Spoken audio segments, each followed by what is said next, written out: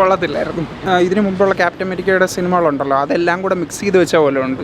അല്ലാണ്ട് കൊള്ളത്തില്ല, ഇഷ്ടപ്പെട്ടൊന്നുമില്ല, എൻഗേജിങ് അല്ല. പിന്നെ ആൻ്റണി മാക്കിയുടെ ആ ക്യാരക്ടർ ഉണ്ടല്ലോ, അത് നമുക്ക് ഫാൽക്കണായിട്ട് കാണാൻ പറ്റത്തുള്ളൂ.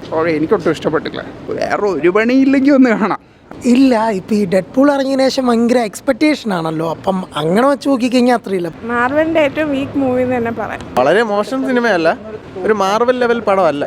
മാർവലിനെ ഫുൾഫില്ലാക്കാൻ നടക്കുന്നില്ല, ജസ്റ്റ് ഒരു സ്റ്റോറി പ്ലോട്ട് ക്യാപ്റ്റൻ അമേരിക്ക ആക്കാൻ വേണ്ടി കാണിച്ചിട്ടുണ്ട്. റെഡ് ഹൾക്കിൻ്റെ സീന് അത് ഭയങ്കര ഹെവി ആയിരുന്നു, ഹൈ ഡോസ് തന്നെയാണ്, നമുക്ക് താങ്ങാൻ പറ്റുന്നില്ല. അത് നമ്മൾ എക്സ്പെക്ട് ചെയ്യുന്നതിന് അപ്പുറം സീനായിരുന്നു. എൻഡിങ് വന്നിട്ട് അത് ചുമ്മാ സാമ്പിൾസിനെ ഒന്ന് കാണിക്കാൻ വേണ്ടി ആ റെഡ് ഹൾക്കിനെ സ്റ്റോപ്പ് ചെയ്യുന്നതും അതൊരു ചെറിയ നമുക്കത് അങ്ങനെ മനസ്സിലാവും, അത് ഒപ്പിച്ചൊരു പരിപാടിയാണെന്ന്. ജസ്റ്റ് ചുമ്മാ ഒന്ന് മേക്ക് ചെയ്ത് നമ്മളാളെ പറ്റിക്കാൻ വേണ്ടി ഇതാണ് ഒരു അടുത്ത ക്യാപ്റ്റൻ അമേരിക്ക, അത്ര മാത്രമേ അവർ ഉദ്ദേശിക്കുന്നുള്ളൂ. അല്ലാതെ അതിൻ്റെ അപ്പുറത്തൊന്നും ഈ പടത്തിൽ പ്രതീക്ഷിക്കൊന്നുമില്ല. ഇങ്ങനെയൊന്നുമില്ല, കൊള്ളായിരുന്നു.